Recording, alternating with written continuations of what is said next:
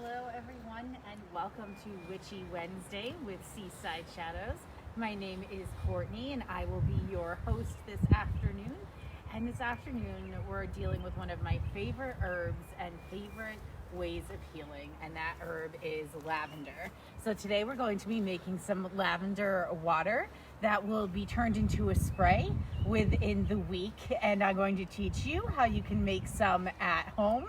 And we'll also have some available after the session when it's ready in about a week for you to use if you want a little of our Seaside Shadows magic. But first, let's talk a bit about lavender and the uses of lavender. It's an herb that has increased in popularity, it seems, recently, as far as people talking about it. And you can go to any garden store or any store where you're perhaps getting groceries and find pots and plants of lavender that maybe you're bringing home and planting in your yard. Or maybe you're planting some seeds and you're trying to germinate lavender. And there could be any variety of reasons why you're trying to do so. In fact, the use of lavender dates back hundreds of years and has been used in rituals all over the world. Some people say that the first that would start with the use of lavender would be the Egyptians, that they used it primarily for its very nice aroma. And as such, they would actually bury their dead that were mummified with lavender. And they have actually discovered that some of the royalty in Egypt that were mummified, they have still lavender with them that still maintains the aroma of lavender from all those years ago. Now, yet others say it was Greeks or Romans who started the use of lavender, and the Romans would have used it from the Roman word lava, when they were taking a bath. They would make sure that it was immersed in lavender. And they did this because it had antiseptic properties and anti-inflammatory properties. So not only did it help them smell good, but it made them feel better, and it helped the muscle aches of the body. It was also in Christian tradition that lavender was brought up several times in the Bible itself. It was told that Mary anointed the feet of Jesus with lavender. It's also told that their family would hang their clothes out to dry over a lavender bush. So lavender has shown up in a variety of cultures and belief systems, but it's also been known to be a great source of magic when we look back to a lot of our Celtic and Norse cultures, as well as the Greeks and Romans. Some would use it to attract the fairies, but more famously, in addition to its medical use, it's been used to attract love. And in Germany, young girls would make sure that they made a lavender tea and they would drink it at night so that their dreams would actually show them the man they were supposed to marry, and they would have a great vision of them in their dreams. And in Switzerland, to this day, couples that are newlywed will actually stuff their mattresses with some dried lavender in hopes of breeding marital bliss. It's also been known to increase fertility in some women if they drink teas with it with other herbs. So whether it's attracting love, healing your muscle aches, or actually curing people, it's something that's been used over centuries. The first Queen Elizabeth insisted that there be a pot of lavenders on her table every single day.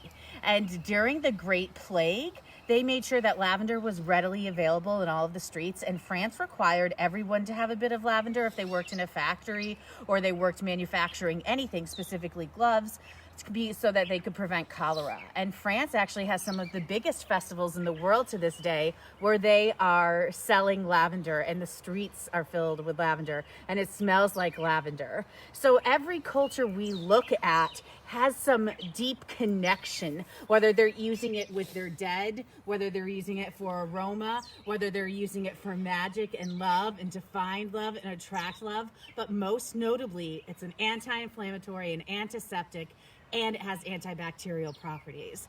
So you can't go wrong. It's magical and it's healing. And herbal healing is something that is timeless. So today what we're going to do is what's actually a fairly simple process. We're going to make lavender water. It sounds like the birds in my yard are very excited about this making of lavender water and are contributing to the conversation as well. But for lavender water, we don't need too much to start this process, but you will need your very first ingredient, and that is lavender. So we have over here my mortar and pestle, even though we're not grinding, some dried lavender and some fresh lavender. You can use either or you can be like me and use a blend of both. I like to have a little bit of dried because it really sets well in a mixture like this, but I like to have fresh, that life that's sort of bred into it. Now, ideally for a cup of water mixture that you're using, you want to have about a half a cup of lavender or so. We are probably just a little bit under that. And it has to be the lavender flowers, the part that produces the aroma.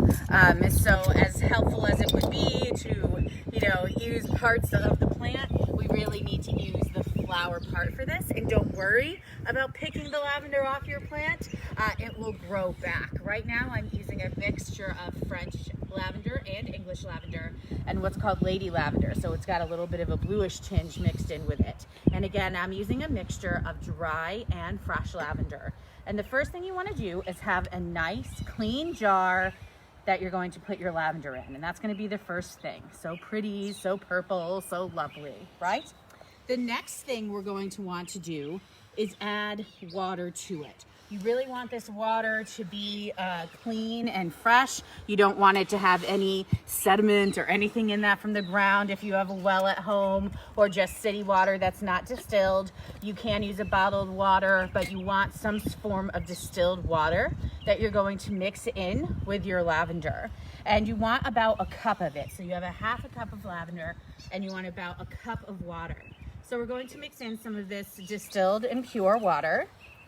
That's measured out to be just about a cup, but I'm doing a little bit less because you may remember last week we gathered some full moon water, and that's also very, very pure, and that's also infused with magic and making things come true. And if you're wanting to promote healing and love in your body, you absolutely want to make sure that you have a little bit of that magic for your wishes to come true. So we're adding just a little bit of full moon water in with that as well. Now this is the May full moon water. We still have our April full moon water here too. Depending too on the astrology of it, you can pick which one you prefer to use. So the next thing we're going to do is add one more ingredient, and that is vodka. The alcohol actually helps preserve this mixture that we're making so that it can last up to a year for your healing purposes. I have this lovely Skull vodka here. You don't want to use a cheap vodka for this. You want your tincture and your healing water to be rather pure. A shout out to Dana Salvatore for this awesome Skull vodka here. And what you want to use is about 2.5 tablespoons. So we're just going to measure that out. We're going to put that in there, and that'll help keep things pure and help it long lasting. This does not mean you can drink it, though I suppose it would be perfectly safe. But putting in the vodka does not mean we're making a cocktail. It means that we're preserving the lavender. You can, of course, make yourself a cocktail after as a reward for work well done. So we have our vodka and our water that is mixed in with the lavender. And we're just going to take a nice clean spoon and gently mix it around so that it all gets together. And it starts to get the preservation. We set our intents, our wishes that we want this to be magical. We want this to be healing. And now after we've mixed this around a bit, we have to add one more thing, a lavender oil. You can use a lavender essential oil if you have one at home, or you can just get a lavender oil that's already made in a variety of shops, and soon we'll be having some for you too. We have this lovely lavender tincture from a store that I absolutely adore in Salem, Massachusetts, called the Coven's Cottage. And this is also made under the full moon, which goes with our full moon magic here. This already has a little bit of vodka in it. So if you use a lavender essential oil and it doesn't have any vodka in it or any alcohol in it, use about 20 drops. And you're going to mix that in. If you're using something that's already been mixed with lavender and vodka, you don't need as much of that particular type of oil. And so we're only going to mix in about 10 to 15 drops. So we're going to count them together. 4, 5, 6, 7, 8, 9, 10, 11, 12, 13, 14, 15. So we've got some lavender oil that is in there, and we're going to stir it around again. Make sure that the lavender oil gets mixed in. It smells very lovely here, I can tell you. We still have the fire going because fire magic and water magic make everything more powerful. So we have that going with our lavender today as well. Not a requirement, but definitely a nice addition. And so once we have this all mixed together, we seal it nice and tight. Now, right now we are outside in the sun. That's not where we want this to live. It's going to have to live for about a week in a cool and dry environment. And you can stir it daily, each day of the week, and make sure that the lid is secured on it the rest of the time. After about a week, what you're going to do is you're going to get a coffee filter that you have around the house or anything that acts as a coffee filter. And you're going to filter out the actual lavender bits from the rest of the lavender water that you have now created over the week. And the lavender bits you can keep as your own sort of magic, or if you want to use them in another potion or brew. And then you have the water that is ready to be bottled. But you are going to want to change bottles. It's okay for the initial as long as you keep it in a cool, dark place to keep it in a clear bottle. But when you do use the filter and keep the lavender out of the rest of your lavender water, you're going to want to use a dark bottle, a dark blue, a dark purple. If you want to keep with the lavender theme, that's definitely something that I have coming, are lavender color bottles. I like to keep thematic. You may as well. And then you can use it as a spray, or you can use it and just kind of lightly dab it on yourself. Maybe you want to put it on your pillows. It's also meant to promote good dreams if you want to put a little on your pillows before bed. But what's very handy is to put it in a dark bottle with a spray top of the container, and you can spray it on your legs if you get a cramp, your back if you get a cramp. Immediately that anti-inflammatory effect will come. It's not going to replace, of course, the medicines necessarily in your cabinet when it comes to antiseptics and antibiotics. However, you can absolutely, or antibacterials. However, you can absolutely use this if you have a minor cut and you have muscle aches, and use that to heal yourself with the spray bottle. So this is how we made lavender water. This is day one, step one.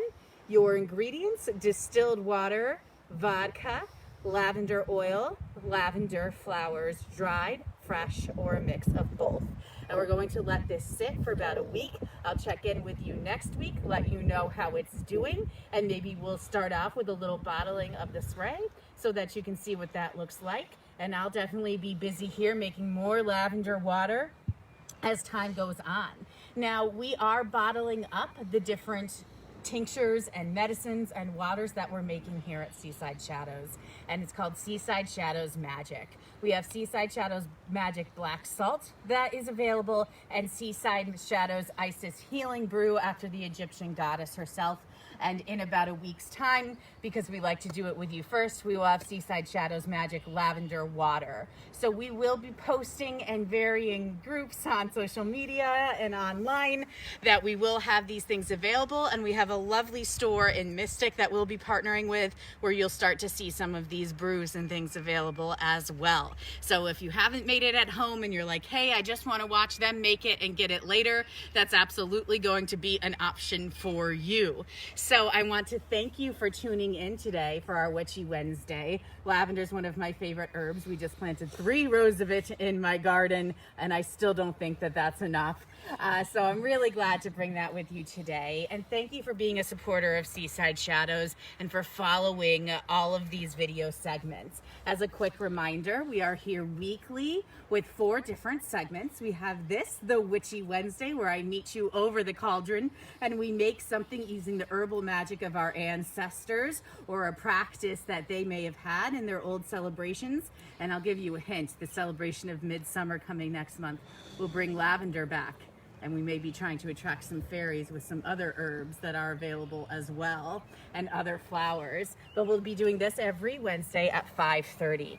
We also have Cemetery Saturdays at 4 o'clock, where someone from our team will be in a cemetery throughout Connecticut or throughout New England and introducing you to some very unique people and their storied past. We've had connections to all sorts of things, from the Civil War to the Salem witch trials. You can go back and watch previous episodes, but every Saturday at 4 there will be a new one. And Sundays at 8 p.m. we are doing Spooky Story Sunday, where we will tell you local legends from New England that are a little bit bone-chilling. And finally, every Monday, we will recap what we have done the past week, our entire team together for Mystical Mondays. And it's also an opportunity for you to send questions to us. So if you have questions about the lavender water or anything else we've done, you can tune in on Mystical Mondays and ask us those questions, and we'd love to answer them. We will have and continue to have a link for tips available in each and every video. We know that times are tough on everyone right now, and we absolutely don't want to pressure anybody into sending money if they cannot. However, since we are not running tours, and we do not have a reopen date from the state of Connecticut where Seaside Shadows is based, and it looks like it could be some time before we could do so, tips are an extremely helpful thing for all of these segments. Again, the segments are free, but if you can send tips, you'll see the info in the description of each and every video. And last but not least, we do have a subscription service called Patreon, where you can subscribe for exclusive personal content to include tarot and rune readings delivered to you monthly, and they're personalized to you via video. Thank you so much for tuning in and making lavender water with me today. Happy Witchy Wednesday, and we'll see you next week.